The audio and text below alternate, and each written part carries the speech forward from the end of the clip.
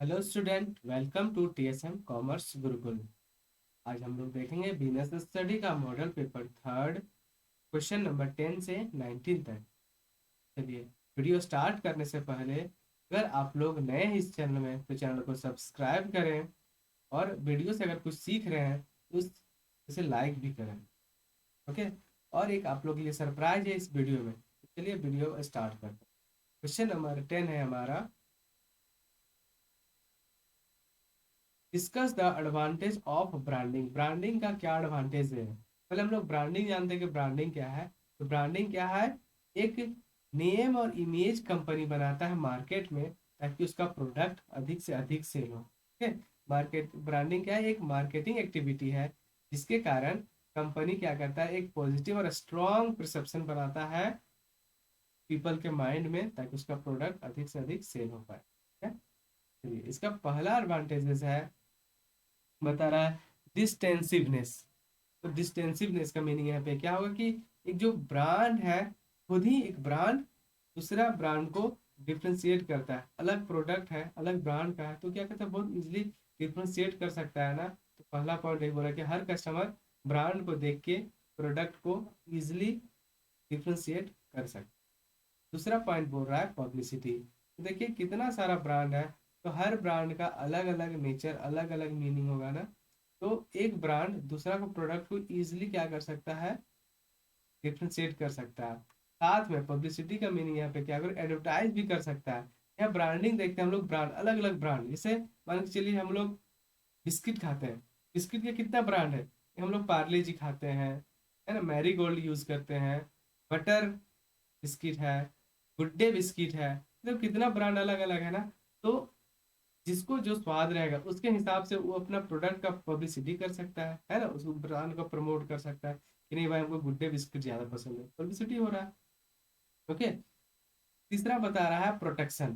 खुद प्रोटेक्शन भी प्रोवाइड करता है ब्रांडिंग। कैसे कि हर ब्रांड रजिस्टर रहता है ना, रजिस्टर अपना अपना ब्रांड का रजिस्टर किया हो रहता है ताकि दूसरा जो मैन्युफैक्चर है सेम प्रोडक्ट को, अपना प्रोडक्ट को बना के उसका नाम को देके मार्केट में नहीं सेल कर सकता है, उस पर कंपनी केस फाइल कर सकती है। ओके। प्रोटेक्शन भी प्रोवाइड करता है। पॉइंट नंबर 4 बोल रहा है कंट्रोल ओवर प्राइस। तो एक जो ब्रांड है, ब्रांड क्या करता है, कंट्रोल ओवर प्राइस करता है। कैसे? तो हर मैन्युफैक्चरर जो रहता है एक प्रॉपर ब्रांड का, वो प्राइस को सेट करता है, फिक्स करता है। प्राइस को फिक्स किया तो प्राइस तो प्रिंट हो गया कहाँ पे, तो कंटेनर में। तो कंटेनर में तो कस्टमर इजिली उसको देख सकता है इस कितना प्राइस है इस ब्रांड का।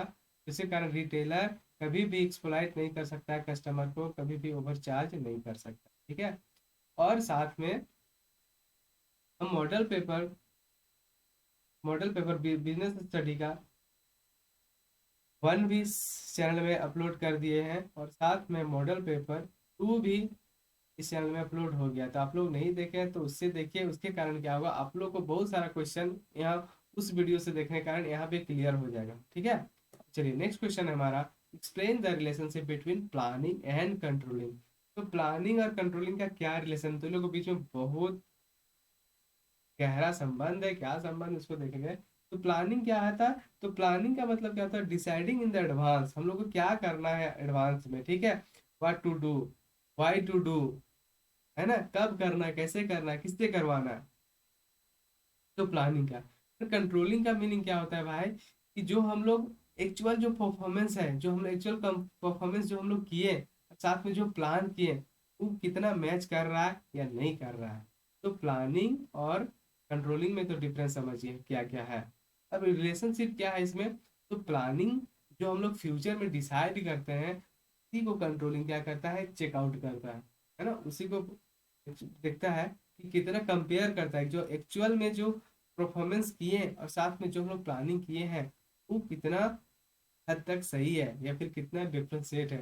तो यही रिलेशन है यहाँ पे। तो इसको पीडीएफ पढ़ने से आप लोग को बहुत इजीली अंडरस्टैंड हो जाएगा कि क्वेश्चन क्या पूछा, क्या रिलेशन है इसके बीच में। ठीक है। नेक्स्ट इस स्लाइड में देखिए, यहाँ दिया है क्या, इंटरडिपेंडेंस या relationship between planning and controlling. देखिए क्या क्या रिलेशन है। बोल रहा है प्लानिंग क्या है, मीनिंगलेस है इसके, कंट्रोलिंग के बिना, और कंट्रोलिंग भी ब्लाइंड है विदाउट प्लानिंग के बिना। तो देखिए क्या एकदम यहाँ से क्लियर हो जा रहा है, तो यहाँ पे हम लोग पढ़ेंगे there is a close relation between planning and controlling. कैसे क्लोज रिलेशन है समझ गए आप लोग। In the fact planning is basis of control, planning का बेसिस है कंट्रोल का। Management while controlling compare the actual with plan performance, जो एक्चुअल परफॉर्मेंस हुआ और जो प्लान के उसको कंपेयर करता है। It serve as the basis of control. Needless to say that without planning, it will be impossible for management to evaluate the performance. तो इसके तहत हम लोग बोल सकते हैं there is be no basis on which deviation could be found out। ठीक है, समझ गए रिलेशनशिप।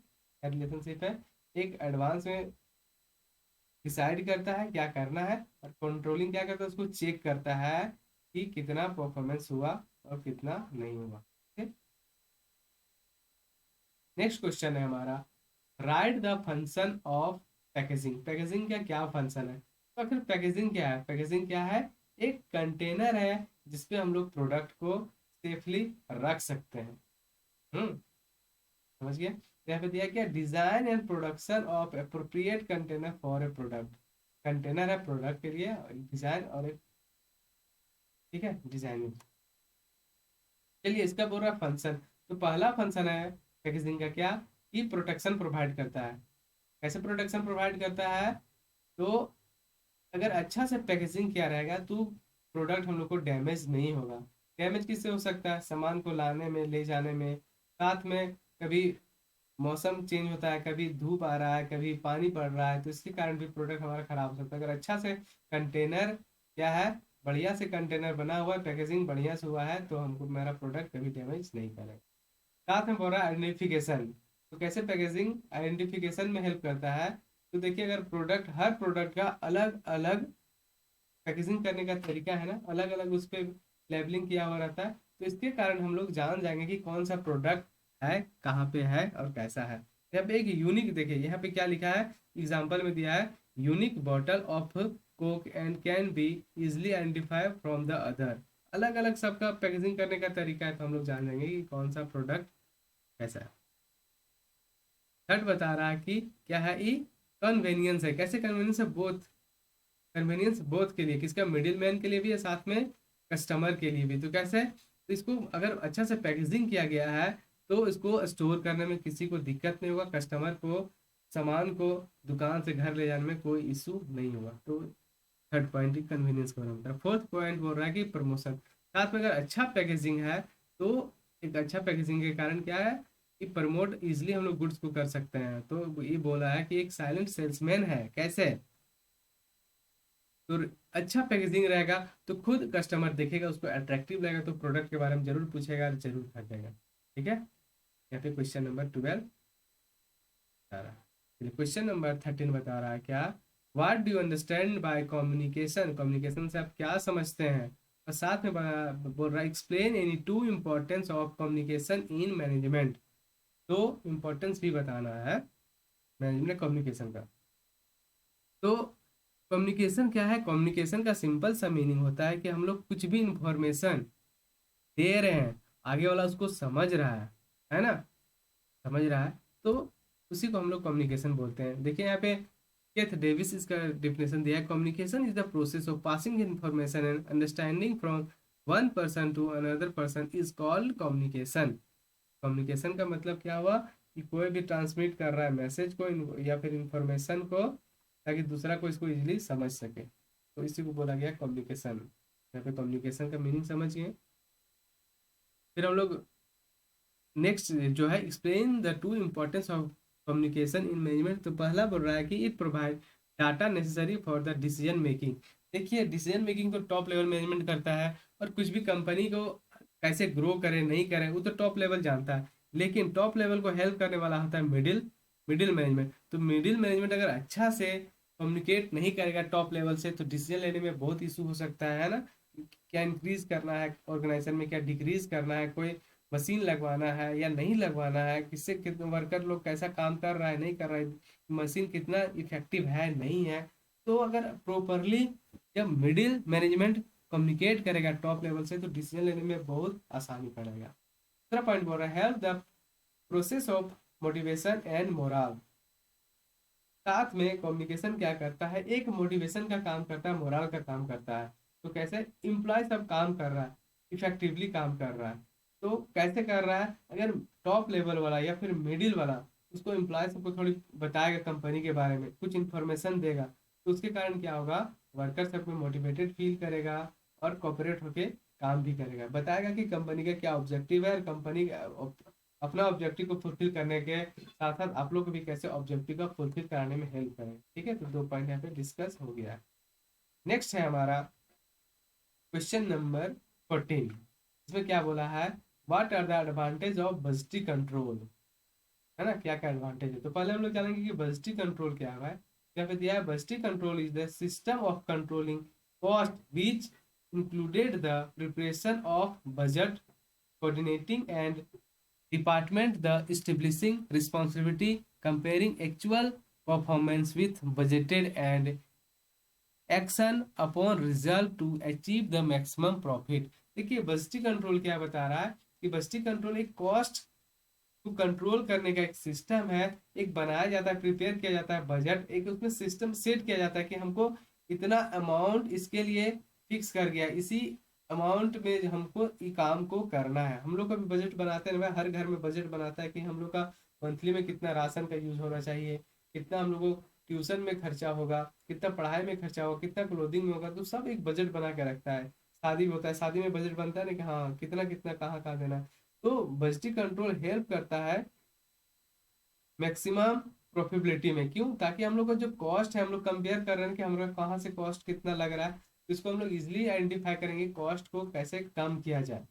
ठीक है, चलिए इसका एडवांटेज है, पहला बता रहा है कि मैक्सिमाइजेशन ऑफ प्रॉफिट। अगर हम बजटी कंट्रोल मेंटेन कर रहे हैं तो हमारा क्या होगा, प्रॉफिट जो होगा ऑटोमेटिक मैक्सिमाइज होगा। कारण क्या है कि हम लोग जो कॉस्ट है, कॉस्ट को तो हमेशा चेक कर रहे हैं कि कहाँ से कॉस्ट जो है कट हो सकता है, कम हो सकता है। और साथ में हम लोग क्या कर रहे हैं, प्रॉपर एक प्लान कर रहे हैं, कोऑर्डिनेट कर रहे हैं, और फिर different person understanding their is A proper control over the various capital and revenue expenditure. हम लोग एक प्रॉपर सिस्टमेटिक वे से कंट्रोल करके चल रहे हैं रेवेन्यू रेवेन्यू के साथ और साथ में साथ कैपिटल रेवेन्यू के साथ। ठीक है, तो इसके कारण क्या होगा, जो हमारा रिसोर्सेस है एक एक ऑप्टिमम यूटिलाइजेशन के थ्रू हम लोग कर सकते हैं, इसके कारण हमारा मैक्सिमाइजेशन ऑफ प्रॉफिट होगा। तब हो रहा है रिड्यूस कॉस्ट। ठीक है, रिड्यूस कॉस्ट कैसे होगा, बजटी कंट्रोल के तहत। देखिए बजटी कंट्रोल का मतलब क्या था कि कंट्रोल करना, कहाँ पे कंट्रोल कर रहे हैं हम लोग, सारा चीज में कंट्रोल करेंगे हम लोग। इसमें देख रहे हैं कि हमारा कितना जो बजट जो बनाए हैं, कितना चीज के लिए कौन सा बजट हम लोग बनाए, तो उसके हिसाब से वहाँ पे खर्च करेंगे। अगर अधिक खर्च कर रहा है तो उसको हम लोग चेक करेंगे, नहीं हमारा तो बजट से ऊपर जा रहा है, तो उसको हम फट से रिड्यूस करेंगे कॉस्ट को, और प्लानिंग करेंगे कि हमको कैसे उसको मेंटेन करना है। साथ में अगर हम लोग क्या जो भी रहेगा, प्रोडक्ट को हम लोग अगर कॉस्ट अधिक लग रहा है तो जो हम लोग सेल्स कर रहे हैं, सेल्स को इंक्रीज कर देंगे उसका प्राइस में। ओके, तो यहाँ से हम लोग रिड्यूस कॉस्ट कर सकते हैं। थर्ड बता रहा है कि टूल्स फॉर मेजरिंग परफॉर्मेंस, जो बजटी कंट्रोल होता है क्या करता है, साथ में एक परफॉर्मेंस को भी मेजर करने में हेल्प करता है। तो कैसे, by providing the target to various department, the बजटी control provide a tool for measuring the managerial performance. Managerial का जो जो परफॉर्मेंस रहेगा उसको हम लोग इजिली चेक कर सकते हैं।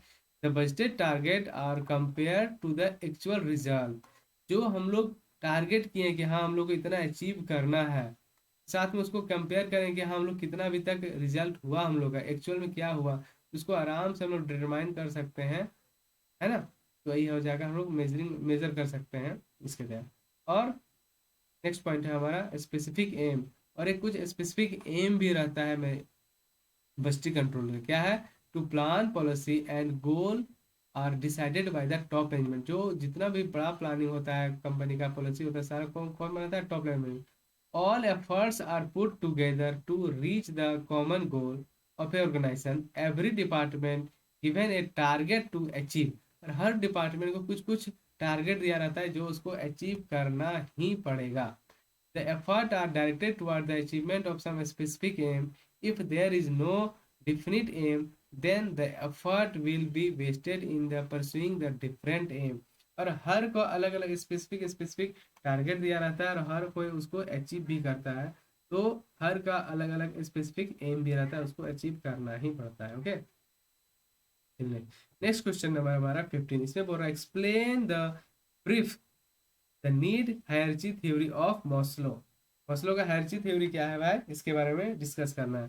तो जो इब्राहिम मस्लो थे, यूएसए के साइकोलॉजिस्ट थे, वही थ्योरी, मोटिवेशन थ्योरी में इसमें बताया गया कि किस प्रकार आदमी सब है मोटिवेटेड फील करता है। तो यहाँ पे अपना 5 कैटेगरी में बांटा गया है। तो पहला कैटेगरी बोला है कि साइकोलॉजिकल नीड, पहले पहले जो भी होता है वर्कर साहब, पहले उसको साइकोलॉजिकल नीड चाहिए, फिर बाद में उसको सिक्योरिटी नीड चाहिए, फिर थर्ड में सोशल नीड चाहिए, फिर फोर्थ में esteem and need esteem need and self actualization need. Okay, esteem need और फिर लास्ट में होता है सेल्फ एक्चुअलाइजेशन नीड। यहाँ पे अच्छा से एक्सप्लेन किया गया, इसको यहाँ पे देख सकते हैं। पहले साइकोलॉजिकल नीड, इसमें क्या होता है, इसमें बेसिक रिक्वायरमेंट चाहिए उसको, कपड़ा, रोटी कपड़ा और मकान। हम लोग जानते हैं ना, रोटी कपड़ा में जो बेसिक नीड है, पहले उसको साइकोलॉजिकल नीड, पहले मतलब कोई भी वर्कर काम करता है तो पहले इसको ये सब फुलफिल करना पड़ेगा। इसका जो बेसिक रिक्वायरमेंट रहता है रोटी कपड़ा मकान। उसके बाद जब रोटी कपड़ा मकान हो जाता है काम करते करते, उसको फील होता है कि नहीं हमको थोड़ा सेफ्टी भी प्रोवाइड होना चाहिए, जैसे कि ताकि हमको कंपनी से निकालना है। गवर्नमेंट एम्प्लॉय क्यों सरकारी नौकरी तैयारी करता है, यही उसको सेफ्टी रहता है ताकि हमको जल्दी से निकाले ना, है ना, इंश्योर कर सकता है, फिक्स हो सकते हैं जॉब के लिए। थर्ड बोल रहा है क्या, थर्ड में क्या था हमारा, सोशल नीड। उसके बाद उसको सोशल नीड चाहिए, आदमी से प्यार चाहिए, बिलोंगिंग नीड चाहिए। इसमें क्या होता है, उसको एक सोसाइटी में रहना पसंद आता है, एक फैमिली के साथ वो रहना चाहता है। पहला तो रोटी कपड़ा मकान मिला, उसके बाद उसको सेफ्टी चाहिए, फिर उसको सोसाइटी में रहने के लिए थोड़ा सा मान सम्मान चाहिए। फिर थर्ड में बोलता है स्टीम नीड। स्टीम नीड के बारे में क्या बता रहा है, पहला नीड, दूसरा नीड, तीसरा नीड फुलफिल होने के बाद इसको अब क्या चाहिए, थोड़ा सा रिस्पेक्ट चाहिए। कहाँ से, सोसाइटी से, उसको कंपनी में एक थोड़ा सा रिस्पेक्ट करे आदमी सब, ऐसा।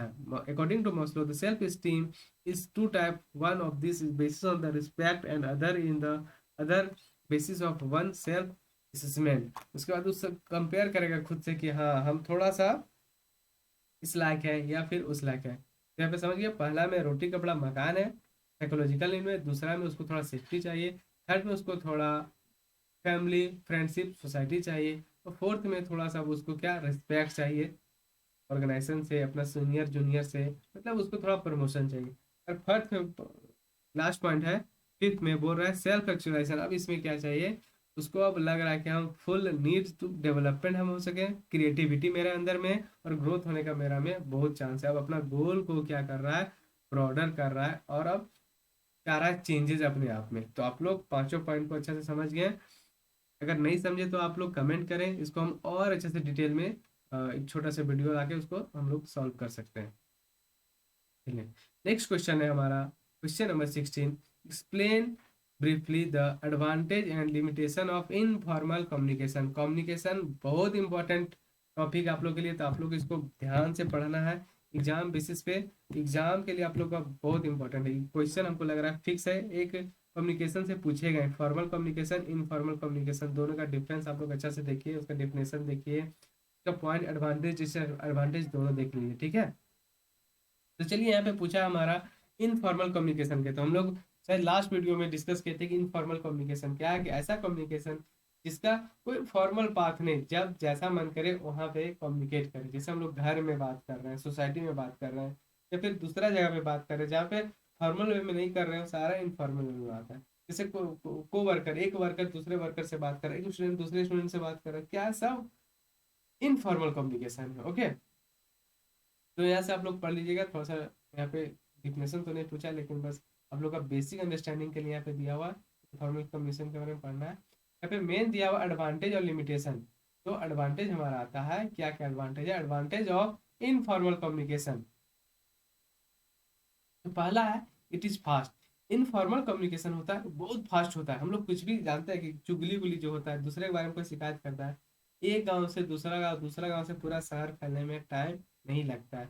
धर धर धर धर, जैसे तैसे जल्दी जल्दी सब इधर से उधर इंफॉर्मेशन को कर देता है।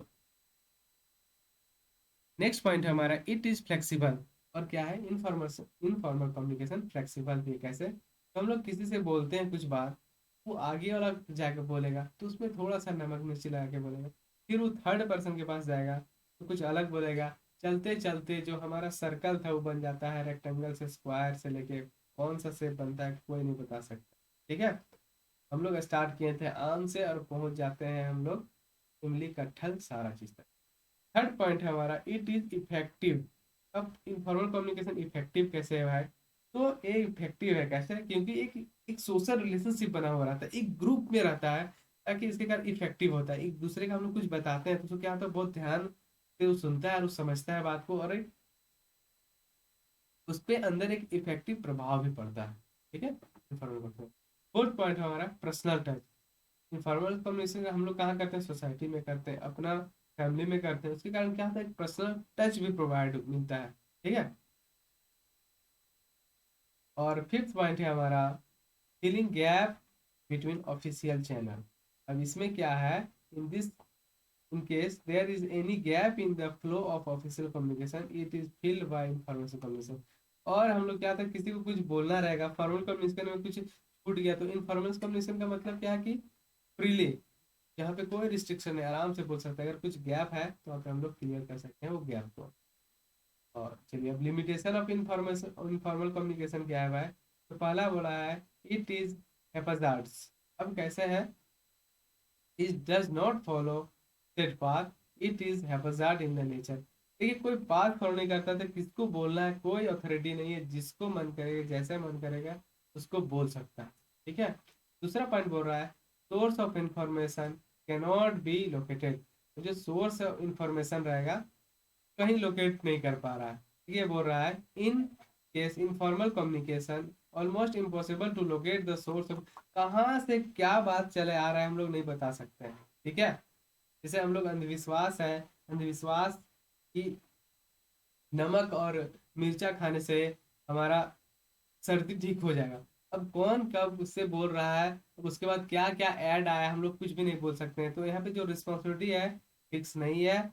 और जो सोर्स ऑफ इंफॉर्मेशन हम लोग कुछ लोकेट नहीं कर सकते, कौन किससे बोला ये चलते रहेगा, पीछे पीछे पीछे पीछे खोजते रहेगा, पता नहीं चलेगा फाइनली कौन किसको बोला। थर्ड पॉइंट बोल रहा है responsibility can not be fix in the case informal communication it is also not possible to fix the responsibility as a source is unknown. हम लोग को जब पता ही नहीं चला कि कौन बोला है, उसको पता ही नहीं चल पाता है, वो बोलेगा ई बोला, नेक्स्ट पर्सन बोलेगा नहीं हमको वहां से इन्फॉर्मेशन मिला, वो बोलेगा नहीं हमको वहां से इन्फॉर्मेशन मिला। इसके कारण एक प्रॉपर रिस्पॉन्सिबिलिटी हम लोग फिक्स नहीं कर सकते हैं, इसके कारण इसका लिमिटेशन बता रहा है। फोर्थ पॉइंट बोल रहा है इट इज नॉट रिलायबल। हम लोग रिलायबल भी नहीं मानते हैं, इन्फॉर्मल कम्युनिकेशन को ज्यादा रिलायबल भी नहीं मानते कि रैपिड फायर की तरह कब तुरंत छोटा बात कोई झूठ इतना जल्दी फैलता है, हम लोग इसको मान नहीं सकते हैं कि इनफॉर्मल कम्युनिकेशन एक नॉन रिलायबल है। फिफ्थ पॉइंट बोल रहा है मैसेज गेट डिस्टॉर्ड। और साथ में जो हम लोग मैसेज देना चाहते हैं वो मैसेज प्रॉपर नहीं पहुंच पाता है। इसका एग्जाम्पल हमको अभी याद नहीं आ रहा है रिसेंटली, लेकिन बहुत अच्छा एग्जाम्पल था कि अगर कोई कुछ बताना चाह रहा है कि अ, किसी का बच्चा या फिर फैमिली में हमने किसी को कुछ हो गया, खांसी हो गया, तो थर्ड फोर्थ फिफ्थ पर्सन जाते जाते पता चला उसको नहीं तो कोरोना हो गया।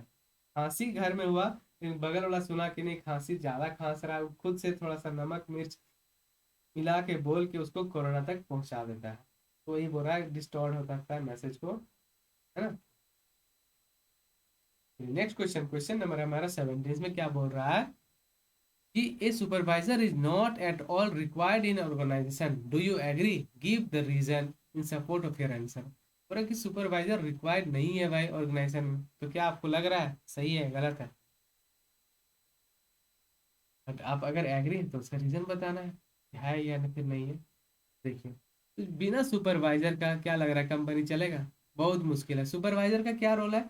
सुपरवाइजर ही तो चेक करता है ना कि कौन क्या कर रहा है, कैसे कर रहा है, कितना कर रहा है, उसका क्या रिस्पॉन्सिबिलिटी है। सुपरवाइजर क्या करता है, सुपरवाइजर चेक करता है हर पार्टिकुलर के पास जा जाके कि कैसे वो कर रहा है काम को, उसका क्या अथॉरिटी होना चाहिए। ठीक है, पूरा मेंटेन करता है। तो इसके लिए हम लोग बोल रहे हैं no I do not agree with this given statement because supervision is important function, बहुत इंपॉर्टेंट फंक्शन है भाई। Which is to be perform for the smooth functioning, इसके कारण स्मूथ फंक्शनिंग होगा हमारा ऑर्गेनाइजेशन में। चलिए देखते हैं क्या क्या पॉइंट है। पहला बोल रहा है मेंटेनिंग कॉन्टेक्ट। जो सुपरवाइजर होता है वो क्या करता है, सारा वर्कर से फ्रेंडली रिलेशनशिप रखता है और उसको गाइड प्रोवाइड करता है कि कैसे काम करना चाहिए। उसको बोला गया कि गाइड कैसे, like a friend philosopher and guide provide करता है, ठीक है। सेकंड पॉइंट बोल रहा है एक्ट एज ए लिंक। एक सुपरवाइजर क्या लिंक का काम करता है, किसका, एक वर्कर का और मैनेजर का। तो मैनेजर से टचअप रहता है सुपरवाइजर का, और वर्कर से भी रहता है। तो वर्कर से काम कराता है, काम कितना हुआ, कैसे हुआ, कौन क्या क्या कर रहा है, सारा इन्फॉर्मेशन किसको दे रहा है, मैनेजर को दे रहा है, ठीक है। क्लियर है पॉइंट इसको। थर्ड पॉइंट बोल रहा है मेंटेनिंग ग्रुप यूनिटी। सुपरवाइजर ही है जो 10 15 20 जितना उसके अंडर में वर्कर है उसको कोऑपरेट कर रहा है, काम को कैसे करना चाहिए नहीं करना चाहिए, कैसे उसको मेंटेन करे हार्मोनी, सारा देखता है कौन, एक सुपरवाइजर ही। चलिए फोर्थ पॉइंट है इंश्योर परफॉर्मेंस। उसके बाद हर सुपरवाइजर के पास क्या है, रिस्पॉन्सिबल रहता है कि कितना गोल किसको देना चाहिए, ठीक है, कैसे उसको मोटिवेट करें, कैसे उससे काम करवाएं ताकि ऑर्गेनाइजेशन का जो ऑब्जेक्टिव है इजिली अचीव कर सके, ठीक है। क्लियर है। Question number 70। चलिए क्वेश्चन नंबर 18 है हमारा, briefly explain the function of marketing. Marketing marketing बहुत इंपॉर्टेंट टॉपिक है। मार्केटिंग मार्केटिंग आप लोग सब अच्छे से पढ़ लीजिएगा। मार्केटिंग से क्वेश्चन भर भर के पूछ रहा है, सेट 1 में भी देखे, 2 में भी देख रहे हैं, अभी 3rd में भी देख रहे हैं। स्मॉल क्वेश्चन भी बन रहा है, शॉर्ट क्वेश्चन भी बन रहा है, लॉन्ग क्वेश्चन भी बन रहा है। तो यहाँ पे बताया मार्केटिंग के बारे में थोड़ा सा बताते हैं। Marketing help the firm to realize its profit goal by actualizing potential exchange with the customer. Marketing बहुत सारा सेट करता है। मार्केटिंग और सेल्स में तो जमीन आसमान का फर्क है। मार्केटिंग प्रोवाइड देता है, एक पॉलिसी बनाता है ताकि कैसे अपना प्रोडक्ट को कस्टमर के पास पहुंचाए एकदम बेस्ट वे में, और कस्टमर उस प्रोडक्ट को कैसे पसंद करे उसके हिसाब से सारा चीज को मेंटेन करता है मार्केटिंग। यहाँ पे बोल रहा है क्या, फंक्शन। तो पहला फंक्शन है मार्केटिंग का हमारा, मार्केटिंग क्या करता है, रिसर्च करता है। क्या रिसर्च करता है भाई मार्केटिंग, मार्केटिंग रिसर्च करता है कि उसको, उसका जो कस्टमर है अलग अलग ग्रुप में बांटता है कस्टमर को, कि इनकम वाला कस्टमर है, कितना इनकम है, कम इनकम वाला है, ज़्यादा इनकम वाला है, उसको कैटेगराइज करता है। साथ में एज भी देखता है कि छोटा बच्चा के लिए प्रोडक्ट बनाना है, बड़ा के बनाना है या बूढ़ा के बनाना है। कल्चर भी देखता है, कौन सा कल्चर कहाँ कहाँ पे, नॉर्थ इंडियन, साउथ इंडियन, ठीक है। साथ में लोकेशन के हिसाब से भी देखता है कि हम लोग को कहाँ पे कौन सा प्रोडक्ट को लोकेट करना चाहिए। बी पॉइंट में बोल रहा है क्या रिसर्च कर रहा है भाई मार्केटिंग के लिए, वो रिसर्च कर रहा है क्या, what are the need and want of a different customer group. और कौन कौन सा कस्टमर ग्रुप में किसको किसको क्या क्या चाहिए उसको एनालाइज करता है, रिसर्च करता है मार्केटिंग, ठीक है। और सी बोल रहा है कि when the customer likely to buy, customer कब खरीदेगा उसका प्रोडक्ट को। तो सारा जो प्रोडक्ट से रिलेटेड, कौन लेगा, कितना लेगा, कैसे लेगा, कौन सा क्वालिटी पसंद करेगा, कौन सा क्वांटिटी पसंद करेगा, सारा मार्केटिंग रिसर्च का काम है। तो पहला पॉइंट है हमारा मार्केटिंग रिसर्च। तो दूसरा हमारा है प्रोडक्ट प्लानिंग। तो मार्केटिंग का फंक्शन क्या है, एक प्रोडक्ट का प्लानिंग भी करता है। क्या प्रोडक्ट का प्लानिंग करता है भाई, तो product planning including the whole range of the task are involve in the product creating this. क्या कहा गया, marketer must be decided like what product should be offer to the customer to satisfy the need. Customer को कौन सा product दें जो एकदम fully satisfy हो उसका नीड और वांट को। फिर साथ में बोल रहा है कि what should be the model and the size, कौन सा मॉडल कौन सा साइज का प्रोडक्ट कस्टमर के लिए है। थर्ड पॉइंट बता रहा है बाइंग एंड असेंबलिंग। देखिए और क्या नेक्स्ट फंक्शन बता रहा है मार्केटिंग का, तो बाइंग और असेंबलिंग। तो इसमें क्या बता रहा है, procurement of raw material, semi-finished or finished product has gained create a important for the modern industry and commercial enterprise.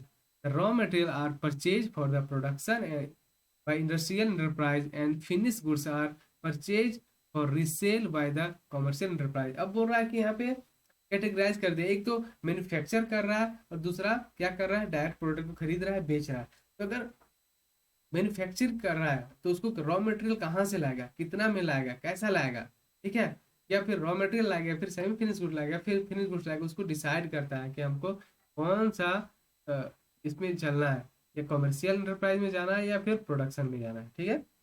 Fourth point बोल रहा है पैकेजिंग को। अब बताता है कि जो पैकेजिंग होगा, packaging at the very basic level can be defined as the set of the task और activities which concern with the design and the production appropriate container for the product. अब पूरा पैकेजिंग हम लोग कैसे करेंगे, तो product के देखें ना, प्रोडक्ट के हिसाब से उसका कंटेनर को बनाएंगे और फिर उसको मार्केट में हम लोग एज ए सेल करने के लिए भेजेंगे। फिफ्थ पॉइंट बोल रहा है स्टोरेज एंड वेयर हाउस। देखो मार्केटिंग का और क्या फंक्शन है, तो स्टोर कहाँ पे करें, है ना, वेयर हाउस कहाँ पे रहेगा। The need for the store arising because of the time lag between production and consumption. तो जो प्रोडक्शन हो रहा है कुछ प्रोडक्ट का, उसके बाद फिर हम लोग कस्टमर के पास जा रहे हैं, तो कितना गैप है ना, तो गैप को क्या करता है, वो मेंटेन करता है कि हम लोग कहाँ पे इसको स्टोर करेंगे, कहाँ पे हमारा वेयर हाउस रहेगा, इसके बारे में बताता है। सिक्स पॉइंट है, बता रहा है हमारा salesmanship. Some business enterprise employ salesman and saleswomen to visit customer। अब इसमें क्या बोल रहा है सेल्समैनशिप के तहत, बता रहा है कि देखिए हमारा पास प्रोडक्ट है ना, तो प्रोडक्ट के बारे में इंफॉर्मेशन देने के लिए तो हमको सेल्समैन चाहिए ना, ताकि जो भी कस्टमर है उसे कम्युनिकेट करे और प्रोडक्ट को क्या कर सके, सेल कर सके। ठीक है? चलिए आज का हमारा लास्ट क्वेश्चन है, क्वेश्चन नंबर 19। कि क्या बता रहा है, some right are given to the consumer under consumer protection act. क्या है some right, explain the 5 right, 5 go right बताना है। तो आप लोग इसको डिटेल में पढ़ लेना, हम ऊपर से ऊपर बता दे रहे हैं। राइट टू सेफ्टी, पहले हर कस्टमर को क्या होना चाहिए, सेफ्टी होना चाहिए। जो भी प्रोडक्ट मिल रहा है उसको हेल्थ को हैम्पर ना करे, उसका प्रॉपर्टी को हैम्पर ना करे, उसका लाइफ को हैम्पर ना करे, ऐसा प्रोडक्ट होना चाहिए।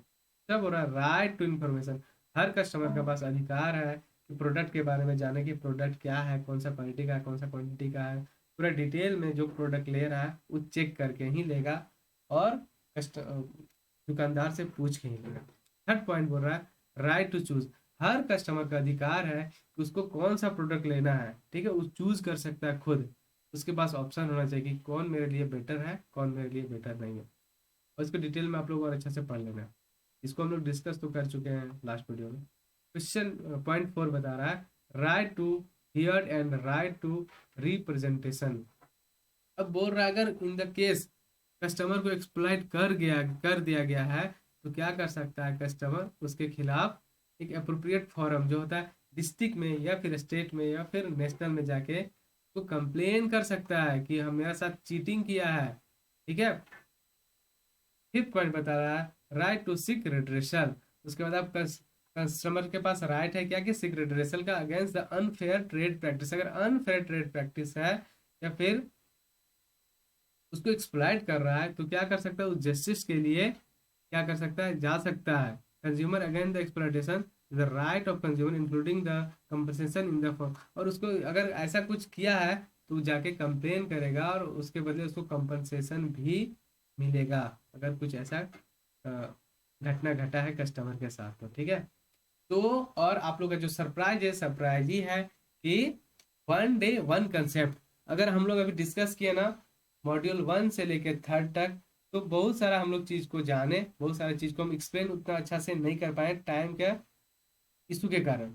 तो अगर आप लोग चाह रहे हैं कि हम कुछ कंसेप्ट को आप लोग